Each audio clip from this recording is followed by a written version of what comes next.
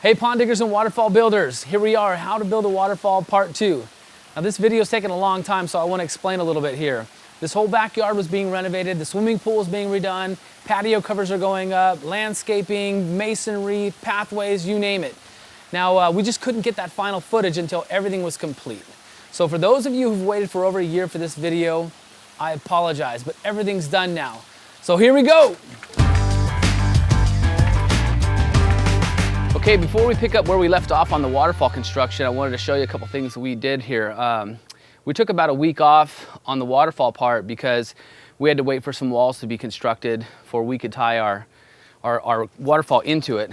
For example, this wall comes in and this wraps over. We've integrated this large stone into the wall, and then we've used a bit of mortar in this section to stabilize these larger stones. And there's a big planter that's going in behind here. We'll have some plants that can creep down over the wall and such. And this wraps over to where our waterfall was, and so we had to wait for this to be finished beforehand. One neat thing here, the homeowner had some geodes. She's kind of a rock hound, and she wanted us to integrate some of this into the water feature. So as you can tell, we have the stonework coming through, the natural granite that we're using locally here, and then we just tied this in. Looks like a little breakaway here. One thing I wanted to show you is this is that little fish tunnel we had established earlier on this project, and now that we have it all wrapped in, if you look down in through there, you can see the color of that tunnel that we used, but if you're looking from above, you don't see it at all. It just looks like kind of a bridge, and then the koi or the goldfish or whatever you're going to use would just disappear up into there. To give you some perspective, I take this piece of PVC pipe and it goes back about 2 feet. So you can get quite a lot of fish in there. And it's a good 14-inch diameter in there. So when you're all said and done, you won't even know that there's a koi tunnel inside your pond. Okay, wait, let me move this section.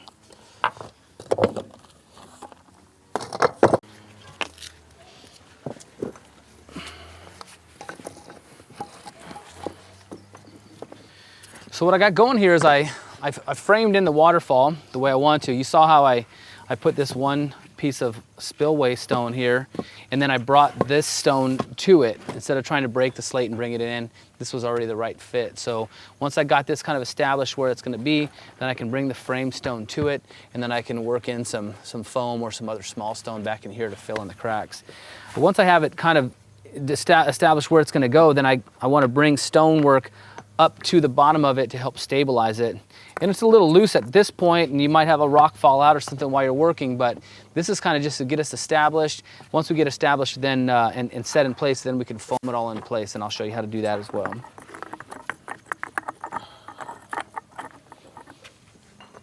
Having all these little different stones to choose from to fill in the cracks makes a big difference, so you're not running around.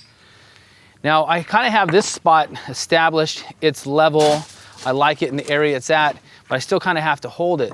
A little trick you can do is you can set a stone on it, and that's like holding it in place, and then I can step down and fill in some other little cracks like that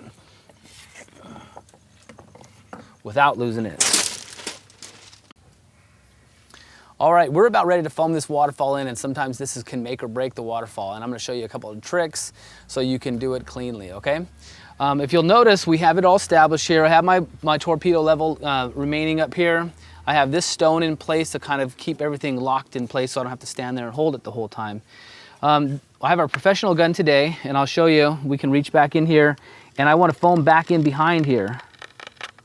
And what this does is it keeps the water from going underneath all this stone, and it keeps it on top of it.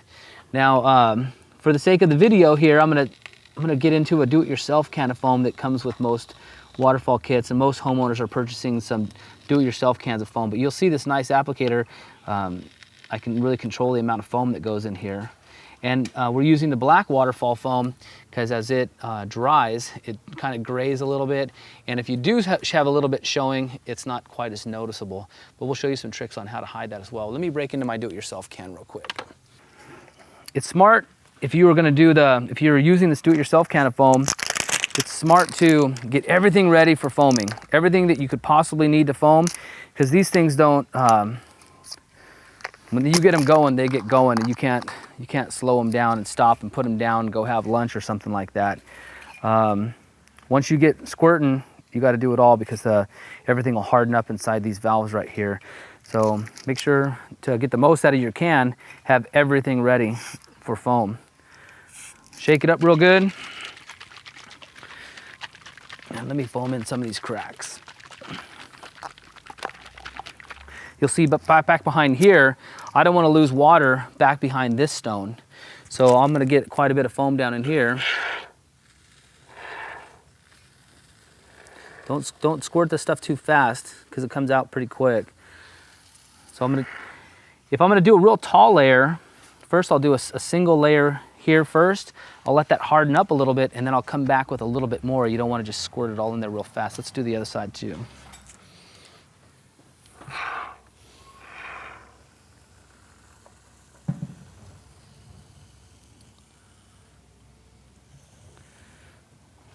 That's a common made mistake. I see people just squirt this all up and it's still going to expand a little bit.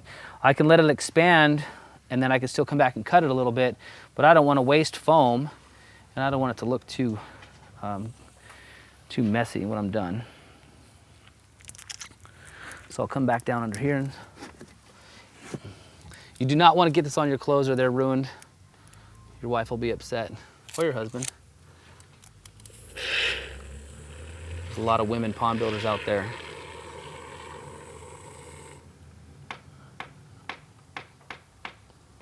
Just do a little bit at a time and get it back in those cracks.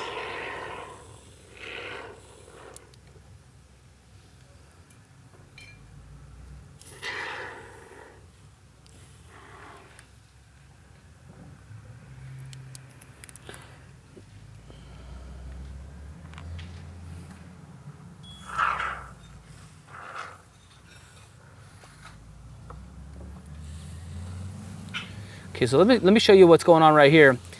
From across the way, you're gonna be looking underneath this waterfall and you'll see this black foam from across the way.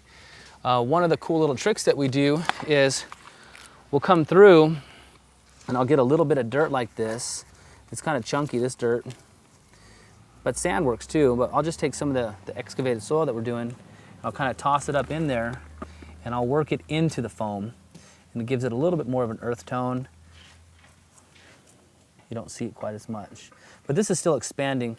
But you still got it. If you're going to do this trick, you want to make sure you do it early on when the foam's still wet, so it has a chance to adhere to it.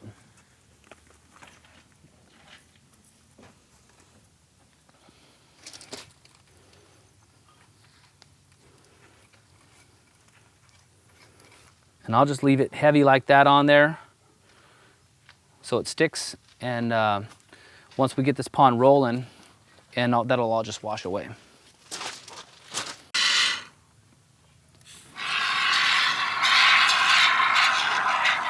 You'd be amazed how strong this waterfall foam is. I don't want to build yourself up too much on this waterfall foam, but it's really strong. We've done home shows where we've come in and built these beautiful waterfalls, and then we come in 3 days later and tear them down. And you really have to work to get this foam apart. I mean, it's doable, but you have to really get into it. So I want you to rely on a little bit, but not too much, of providing you with some stability. We dry stacked this whole section right here. I mean, it's sitting there with nothing on it, no mortar, no foam and anything. But the neat thing about the waterfall foam is you can come in here and you can foam in the cracks, and when it solidifies, it kind of locks everything into place.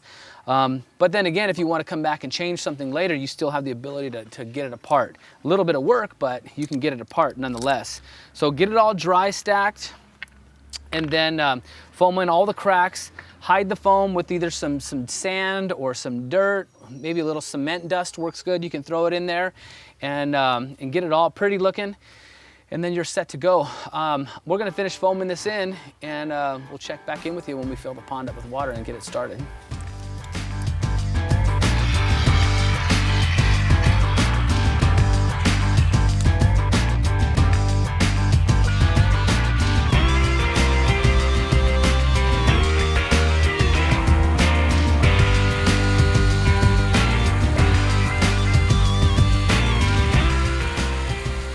All right, just a little recap here. I'm gonna give you 5 little tips here so when you're building this waterfall.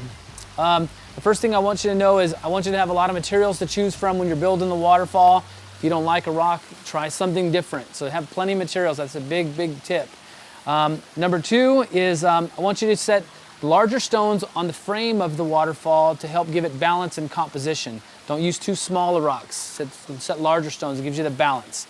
Okay. Number 3, I want you to step back and cross the way when you're building the waterfall, so that way you can get a different perspective.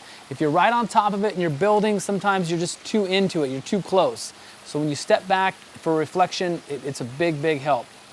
Number 4, I want you to use a level on the waterfall spillway. That way you have even distribution of water over your spillway, over the waterfall. Sometimes it'll be lopsided, you have too much water coming out one side. So using a little torpedo level is a big, big help. And number 4, when you're using that waterfall foam, the waterfall foam can make or break that waterfall. So make sure you use plenty of waterfall foam. It gives you that strength. It gives you velocity of water over the waterfall instead of losing a lot of the water behind the spillway and the stone work. So also, when that foam is just a little bit wet, it's not quite hardened off yet, use a little bit of construction dust, either as sand or a little bit of cement or even some chunky dirt like we used in the video. Put that on top of that foam and kind of mash it in there and let it harden off. And that way you don't see these big black blobs sticking out of your waterfall when you're done with that waterfall foam, okay? So I hope that's been helpful. Take those 5 tips and get out there and build some waterfalls. But most importantly, have some fun.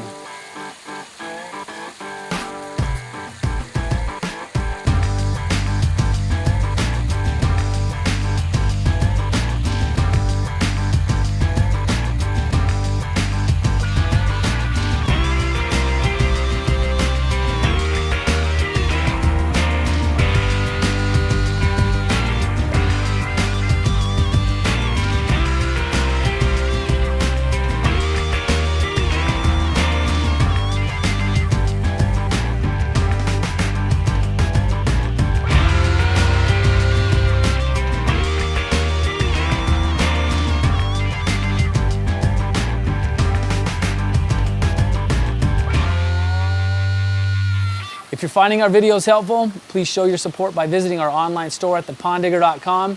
We have everything you need to help build and maintain your water features. Thanks for watching.